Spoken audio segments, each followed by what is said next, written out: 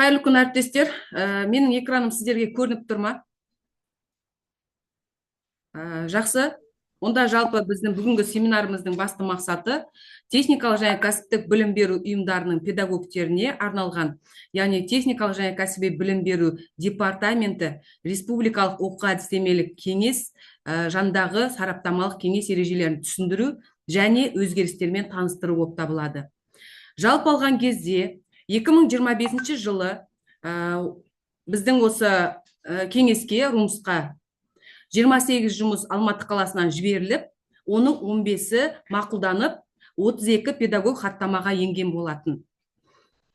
Енді 2026 жылды бастап отырмыз. Ол жерде былтырғы мен биылғы бойынша кішкене өзгерістер және де талаптары өзгеріп, өзгерістер қосылып жатыр. Сол себепті сіздерге түсіндірме жұмысты жүргізіп отырмыз. Жалпы міне сіздерге көрсетіп отырған мына слайдта қарап отырсаңыздар, осы румстың талабы ережесі. Бұл ережесі бізде осы республикалық отырыстың бірінші хаттамасымен 15 сәуірде 2025 жылы бекітілген болатын. Жалпы алған кезде осы жердегі румстың ережесінің өзгерісі жоқ, сол былтырғы ереже бойынша, яғни дәл солай жұмыс жасалып отыр дегенді білдіреді. Сол себепті былтыр бізде 2025 жылы румсқа берген педагогтер біледі, бұнымен танысқан, осымен жұмыс жасаған болып табылады. Жалпы алған кезде осы румсқа бізде бірінші санатқа баратын басшылар және басшының орынбасарлары және педагог шебер санатына баратын педагогтер береді. Жалпы алған кезде осы республикалық оқу-әдістемелік кеңес, сараптамалық кеңестің құрамы бір жылда бір рет жаңартылып отырады. Сол себепті де биыл біз Алматы қаласынан 30 претендентті ұсынып отырмыз. Олардың әлі құжаттары қарастырылуда. Ал былтырғы 2025 жылы осы румстың құрамында бізде қала бойынша 2 басшы, бірнеше орынбасарлар құрамында болған болатын. Жалпы алатын болсақ, осы жерде бізде ережеге сай румсқа бізде жазылып тұр міне. Толықтай құжаттарды эксперт совет собачка талап еду kz почтасына жіберуіміз керек екені жазылып көрсетіліп тұр. Келесі сіздерге осы румстың бізге түскен өздерінің талаптың сайтында ілініп тұрған графигі бойынша түсіндіріп көрсетіп өтейін деп отырмын. Бұл жерде жалпы алған кезде румс бізде жылына 4 рет өтеді. Өтетін міне күндері сіздерге берілген. 27 ақпан, 28 мамыр, 28 тамыз және де 27 қараша айларында, яғни 4 отырыс болады екен. Енді бірінші отырысты біз уже қабылдап, оны жіберіп қойған болатымыз. Себебі румсқа біз құжатты 1 ай бұрын жіберуіміз керекпіз. Яғни отырысы румстың 27 февраль болатын болса, біз 27 қаңтарда құжаттарды толықтай жіберіп болуымыз керекпіз. Сол себепті біздің осы бірінші отырыстың құжаттарын жіберіп қойдық деп отырғанымыз осы. Ол жерде бірінші осы отырысқа Алматы қаласынан 11 құжат жіберіліп, оның ішінде 7-еуі бірінші кезеңнен өтті. Бірінші кезеңі дегеніміз, ол жерде румсқа жіберілген құжаттарды толықтай эксперттерге, яғни сарапшы топтарына жіберіп, тексерте бермейді. Жіберген құжаттарды қабылдап, яғни өздерінің талаптарына сай емес екенін тексереді. Сай болған жағдайда ғана сарапшыларға жібереді. Сол себепті біздің жіберген 11 авторлық жұмыстардың, яғни ол жерде әдістемелік жұмыс, оқулық, әртүрлі материалдардың 11 жіберілген жұмыстың 7-еуі ғана екінші этапқа өтті. Ал қалған 4-еуінің материалының өтпеу себептері ол жердегі талапқа сай толық құжаттарды жібермеуі және тағы басқа қателіктеріне байланысты өтпей отыр.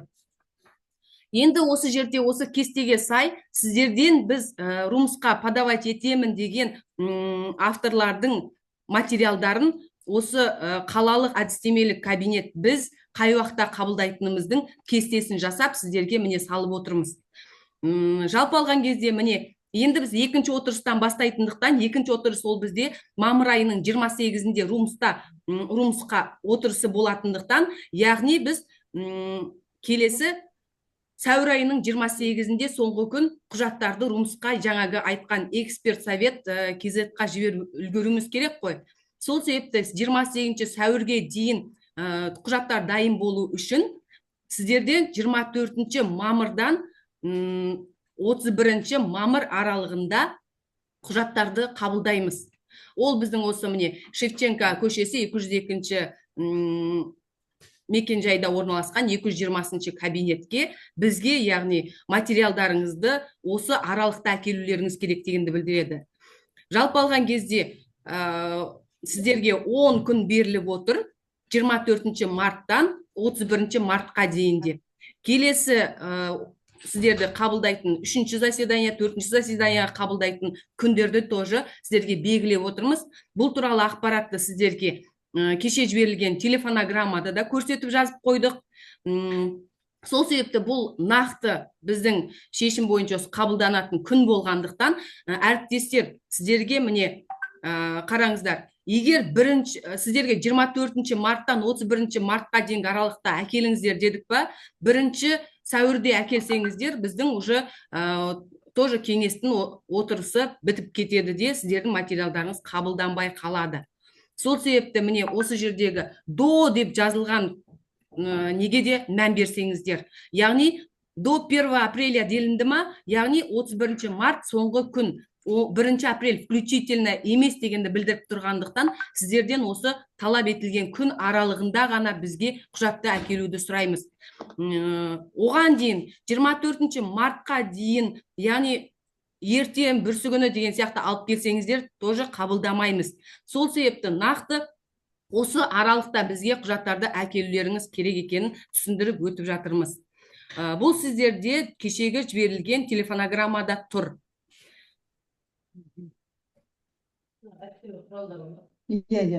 Отырыстары. Әріптестер, микрофондарыңызға ие болсаңыздар.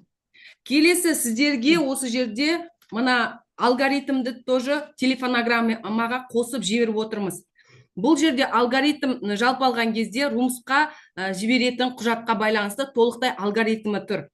Ол дегеніміз, мысалға автор, ол жерде біздің осы қалалық МКЦ центр, яғни біздің осы қалалық әдістемелік орталыққа құжаттарыңызды әкелулеріңіз керек. Ол жерде біздің қалалық кеңестің, яғни отырысында қаралу керек материал, я? Ол қаралған материалды шешімі бойынша, егер мақұлданған болса, ары қаратай румсқа, яғни беруге мүмкіндіктеріңіз туады. Ал егер қала деңгейінде өтпеген материал болса, ол жерде мақұлданбаған материал болса, сіздер румсқа бере алмайсыздар дегенді білдіреді.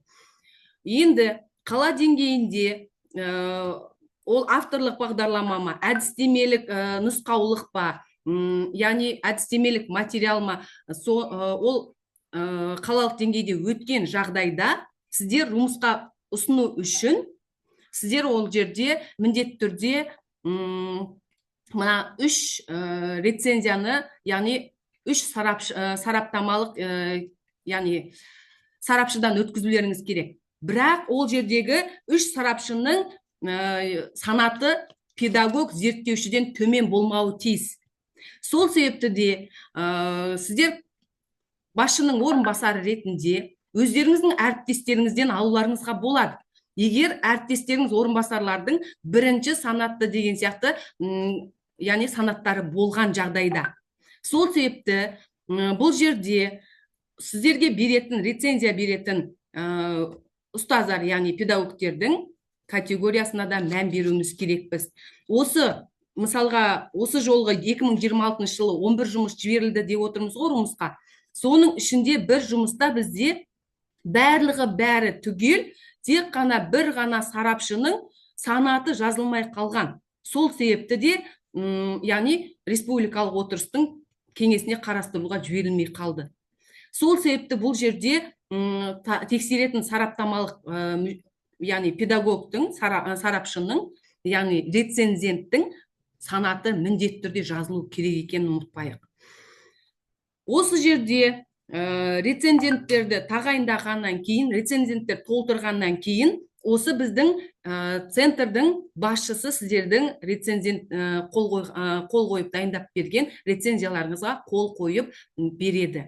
Және де осы жерде әр әдістемелік материалға 3 рецензия, яғни бағыты бойынша және де өздерінің жазған материалға байланысты қаладан мысалы зерттеушілер қойып деген сияқты 3 рецензияны жазып, оны үшеуіне де біздің яғни қалалық деңгейдегі біздің басшымыз қол қойып бекітіп береді. Ал 4-ші рецензияны сіздер өздеріңіздің жазған материалдарыңыздың бағытына сай УМО-дан алуларыңыз керек болады. Бірақ ол УМО сіздердің, яғни осы жұмысқа подавать етейін деп отырған педагогтың жұмыс орнында орналасқан болса, мысалға алатын болсақ, мен холодильник жөндейтін маман болсам, ол холодильник жөндейтін маман бізде многопрофильный колледжінің базасында болғандықтан, ол колледждің педагогымын, сол колледжде мен жұмыс жасап, мастер категориясына беріп отырған болсам, онда мен УМО печатын соғып береді председатель ретінде. Бірақ ішіндегі сарапшысы міндетті түрде басқа өңірден басқа оқу орнынан алыну керек. Яғни УМО басқа сарапшыны тағайындауы тиісте, ол сарапшының білікті санаты, яғни міндетті түрде зерттеушіден төмен болмау керек. Соны ескеріп ұмытпасаңыздар.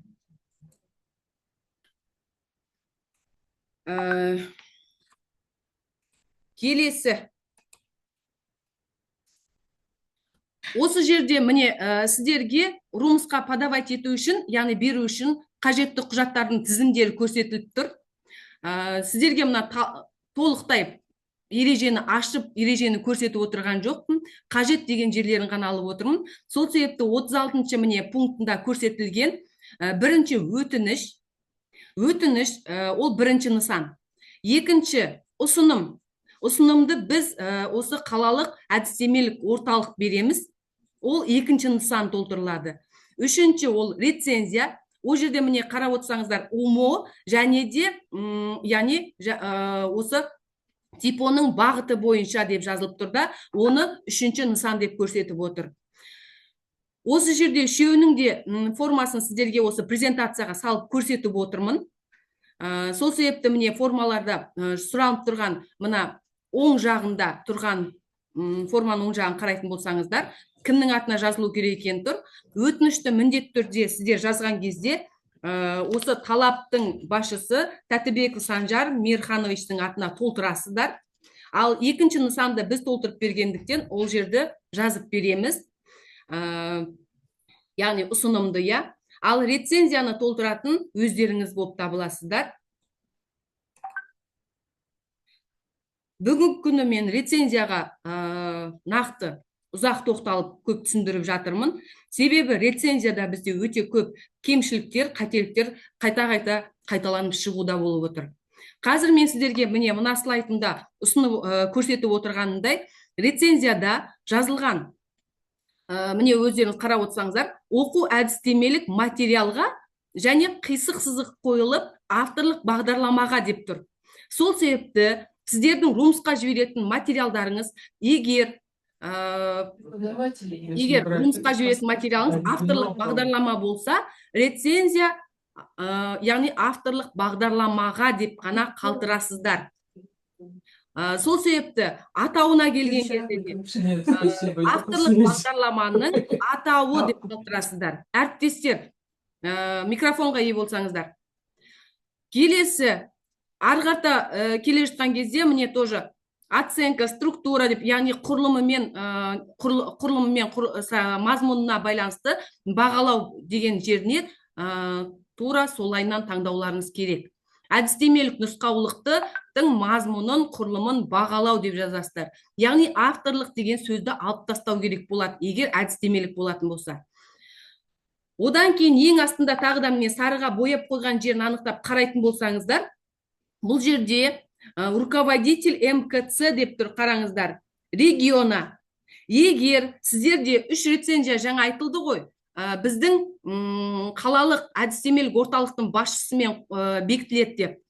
Егер сізде сол 3 рецензия болатын болса, осы жердегі астында тұрған председатель УМО дегенді толықтай алып тастауларыңыз керек те, тек қана руководитель МКЦ региона дегенді қана қалдыруларыңыз керек. Ал егер керісінше УМО-ның қоятын рецензиясы болса, онда керісінше руководитель МКЦ региона дегенді алып тастап, осы УМО екенін көрсетіп қоюларыңыз керек. Әріптестер, рецензияға қосымша тағы да талабы, бізде рецензия 2 беттен, яғни 2 беттен аспауы керек.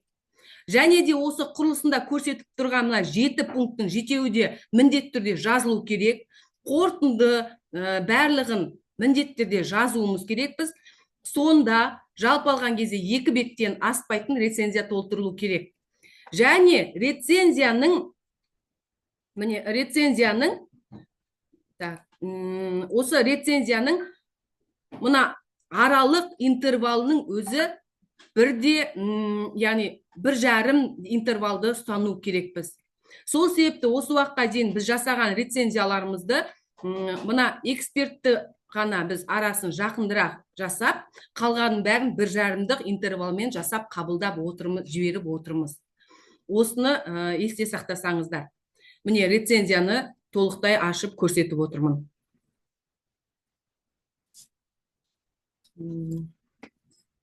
Және де осы жерде рецензия бойынша айта кететін болсам, бұл жерде оның шрифті 14 болу керек, міндетті түрде. Және де рецензент қол қойылып толтырылған рецензиямыз румсқа жіберілген кезде 2-3 аптадан кеш болмауы тиіс. Яғни астында көріп тұрсыздар, міне датасы деп мерзімін сұрап тұр. Сол жерге қойылған датасы, яғни күні румсқа жіберілген күннен 2-3 аптадан артық болмау керек. 2-3 аптадан артық рецензия ол уже жарамдылығы өтіп кеткен болып табылады. Сол себепті күнінің өзіне мән беруіміз керек болып табылады.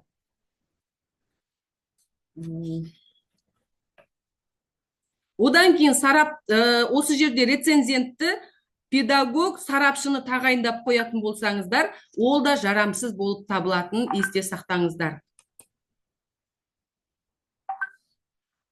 Келесі тағы да айтпай кеткенім осы жерде, міндетті түрде қандай УМО-дан алсаңыздар да, немесе біздің қалалық осы әдістемелік орталықтан алсаңыздар да, сіздердің сарапшыларыңыз міндетті түрде әріптестеріңіз болмауы тиіс. Өздерің жұмыс жасайтын колледжден алмауларыңыз керек қой. Және де осы жерде эксперттің көріп тұрсыздар, аты жөнін толық жазып, оның қызметін толық жазуларыңыз керек. Егер ол сіздерде беріп отырған, осы рецензия беріп отырған директордың орынбасары болса, және яғни арнайы пәндер оқытушысы болса, директордың орынбасары және арнайы пәндер оқытушысы деп көрсетіп, ол кісінің 2 категориясы болса, екеуінде жазыңыздар. Егер 2 категориясының деңгейі жоғары болатын болса, бірақ замдиректор ретінде категориясы жоғары болып, пәні оқытушысы ретінде категориясы төмен болатын болса, онда оны жазудың қажеті жоқ. Бізде бір рет осылай румста өтпей қалды, себебі замдиректор ретінде категориясы бірінші, ал педагог ретінде модератор деп тұрғандықтан ол жарамсыз болып қалды. Сол себепті осы жақты да қарастырыңыздар. Әріптестер, осы жақты да мұқият болыңыздар. Келесі бізде осы жерде жіберілетін құжаттардың перечні сіздерге хаттамадан үзінді. Оны да біз, яғни осы қалалық әдістемелік орталық береміз. Оны сіздердің алған куәліктеріңіздің негізінде жазып береміз. Және де румсқа беретін құжаттарыңызды біз осы жаңағы берген жоғарыда көрсеткен кестеге сай қайта қабылдап, қайтадан қалалық деңгейде әдістемелік кеңес өткізіп, сол жерде қарастырамыз. Сондықтан сіздерге осы хаттамадан көшірмені беретін боламыз. Келесі біздегі осы жердегі жаңадан қосылған құжат, ол апробация болып табылады. Апробацияның сіздерге міне формасының өзін талап өздері разработка жасап салып қойды. Методичкалардың ішін қарайтын болсаңыздар, мына ереженің ішін қарайтын болсаңыздар, ішінде тұр, қалай болу керек, міне образец толықтай көрсетілген. Және де осы ереженің ішінде ол қалай болу керек екенін толықтай түсіндіріп жазып беріп отыр сіздерге. Сол себепті міне презентацияның сол жағында образец толтыру керек, оң жағында қалай болу керек ережесін толықтай көрсетіп тұрғаны сіздерге ұсынып отырмын. Келесі 6-шы антиплагиат міндетті түрде болу керек. Антиплагиатты енді өздеріңіз қандай неден өткізесіздер, өз еріктеріңізде, оның результатын міндетті түрде осы жіберетін материалмен бірге салып қоюларыңыз керек болады. Ол жерде мысалға алатын болсақ, осы міне апробацияның өзі жалпы алған кезде осыған дейінгі біз жіберген кезде произвольно қабылдаға болатын. Осы жолы міне апробацияның құжатын сіздерге ұсынып беріп отыр, бірақ оны біздің авторлық бағдарламаның нұсқаулығының ішіне салып қойған екен, содан алып сіздерге ұсынып көрсетіп отырмын. Жалпы алған кезде апробацияны жасау үшін сіздер міндетті түрде жазған әдістемелік нұсқаулықтарыңызға экспериментті топты таңдауларыңыз керек, және оқу үдерісін ұйымдастыруларыңыз керек, нәтижелерді талдауларыңыз керек, және бағдарламаны түзету жұмыстарын енгізу керек сіздер. Жалпы алған кезде апробация болу керек, рецензент должен быть. Әріптестер, кім сөйлеп отыр мына жерде? Білмеймін ағай. Қазір. Жалпы алған кезде осы апробацияны жүргізген кезде сіздердің материалдарыңызға, яғни пайдаланған біз жазып дайындаған сіздердің материалдарыңызды қайтадан республикаға жіберу үшін отырыс өткізіп, сіздердің қандай апробация негізінде қандай өзгерістер енгізгендіктеріңізді бәрін қарайтын боламыз. Енді келесі алатын болсақ, осы жерде талаптың сайтында ілулі тұрған әдістемелік ұсынымдарға тоқтап өтетін болсам, бұл жерде мен сіздерге жалпы алған кезде бізде авторлық бағдарламаны педагог шебер санатына баратын педагогтерден ғана талап етіліп отыр. Ал басқа басшы мен басшы орынбасарларына әдістемелік нұсқаулық жазама, әлде әдістемелік оқу құралын жазама, өз еріктері болғандықтан қазір осы талаптың сайтында ілулі тұрған оқу құралының құрылымы қандай болу керек екенін талабын ашып көрсетіп отырмын. Жалпы алған кезде оқу құралының құрылымы қандай болу керек деген талабы талаптың сайтында қазақ тілінде ғана ілінген. Ол жерде оның мұқаба бетінде міндетті түрде міне А қосымшасы деп көрсетіліп тұр. Автордың, яғни қосымшасы автордың аты жөндері толықтай жазылу керек. Және де осы оқулықтың атауы және қай жақтан, қай өңірден, қай жылы жіберіліп жатқаны көрсетілуі тиіс.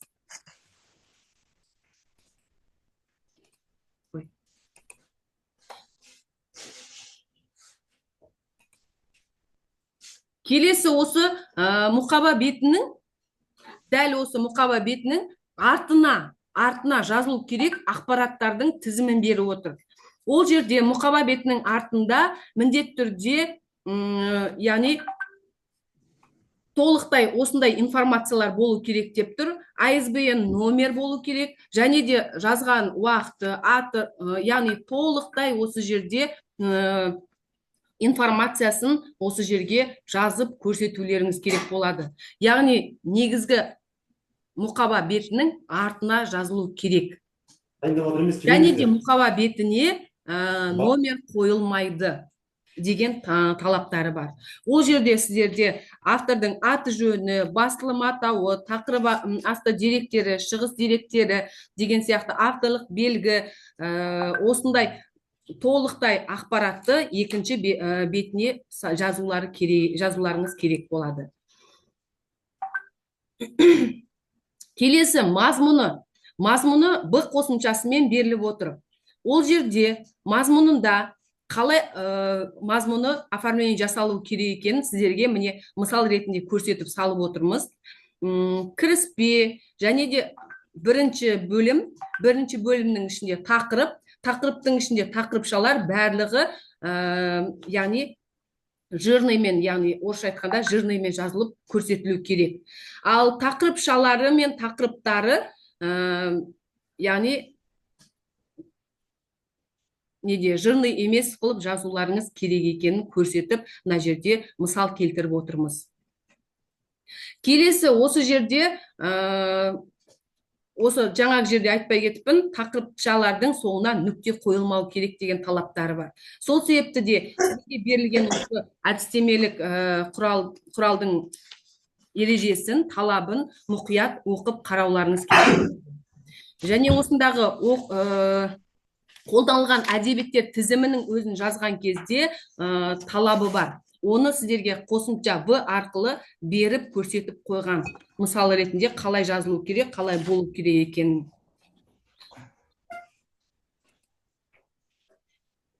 Одан кейін орындалатын сіздердің жіберетін материалдарыңыздың барлығы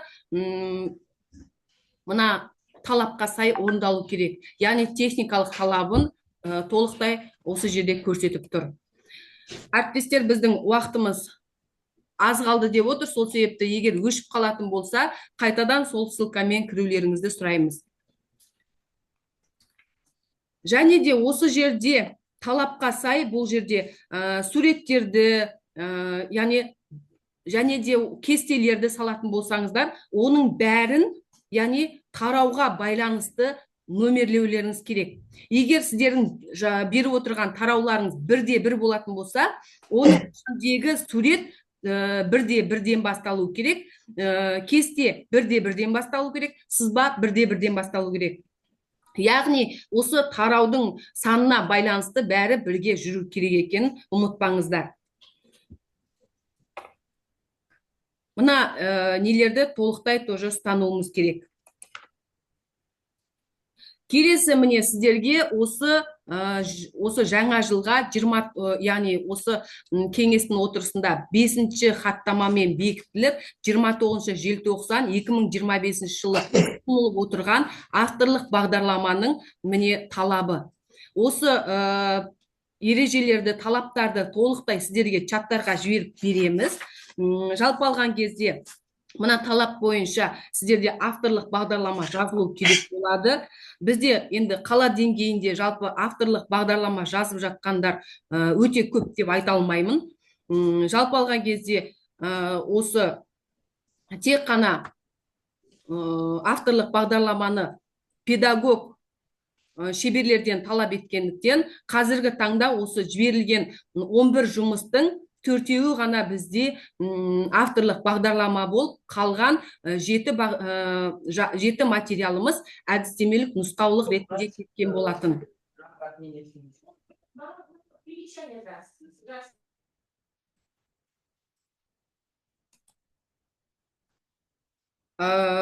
Толықтай осы жерде міне осы авторлық бағдарламаның жасалу құрылымы, оның талабы, қалай болу керек, авторлық бағдарламаны қандай негізде жазаламыз, осының барлығын толықтай ашып көрсетіп жазып отыр. Сол себепті осы жерде авторлық бағдарламаның да талабы бойынша толықтай осы талапқа сай орындап жасауларыңыз керек. Осы жерде авторлық бағдарламаның келесі жаңадан енген ең негізгі талабымен сіздерге тоқталып өткім келіп отыр. Ол жерде авторлық бағдарламаның мұқаба беті міндетті түрде колледж басшысымен және де осы қала деңгейінде сіздердің осыған дейінгі жазған авторлық бағдарламаны қарастырған кеңестің төрағасы және де әдістемелік кабинеттің басшысының келісімімен осы мұқаба беті бекітілген болуы міндетті. Сол себепті де сіздерден осындай румсқа жіберетін құжаттарыңызды алдын ала бір ай бұрын жинап, қарастырып, оны толықтай тексеріп, жарамды деп тапқан жағдайда ғана сіздерді қол қойдыртып, басшылардан қол жинап, содан кейін сіздерге дайындап бере алатындықтан, осы берілген жоғарыда көрсеткен аралықта ғана бізге әкелулеріңізді сұраймыз. Және де міне осының ішінде толықтай ашып қарайтын болсаңыздар, авторлық бағдарламаның құрылысы қалай болады, мазмұны қалай болады, және де оның қалай жазылу керек екенін толықтай көре аласыздар. Жалпы алған кезде бізде осы румсқа жіберілген құжаттарымызда осыған дейінгі болған қателіктерді қосымша айта кеткім келіп отыр. Біздің кейбір педагогтеріміз румсқа жіберген кезде жаңағы эксперт совет KZ деп айттым ғой, почтаны. Соған әркім өздері жіберу керек материалдарын. Және де өздері жіберген кезде әр материалын жеке-жеке жіберіп отырған педагогтер бар. Сол себепті келесі өткенде румста айтылды, келесі осылай жіберген материалдарды мүлде қабылдамаймыз деді.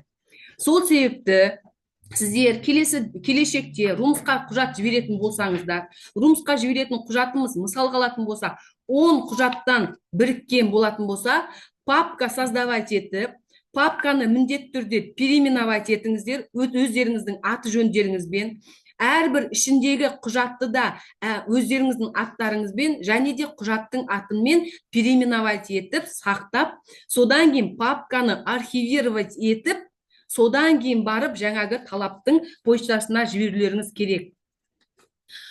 Бөлек болғандықтан материал дұрыс толық жетпей қалып жатыр, және де бөлек болғандықтан жеке-жеке отправкамен жіберіп жатыр деген сияқты қателіктер болғандықтан румста дұрыс біздің материалдарымыз румсқа жетпей жатыр.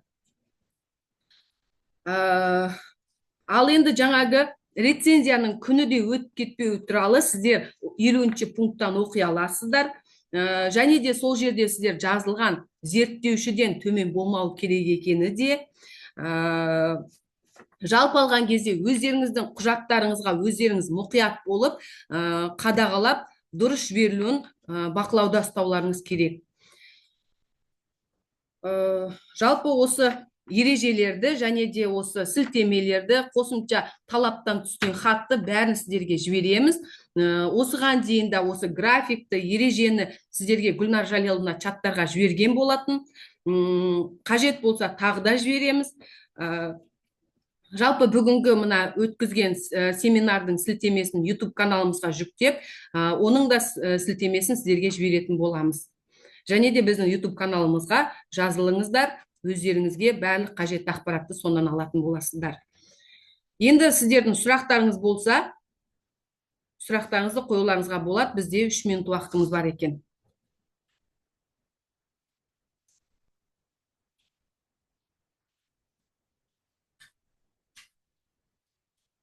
Әріптестер, сұрақтарыңыз жоқ па? Дарья Сингалевна, здравствуйте. Здравствуйте. Спасибо, все понятно.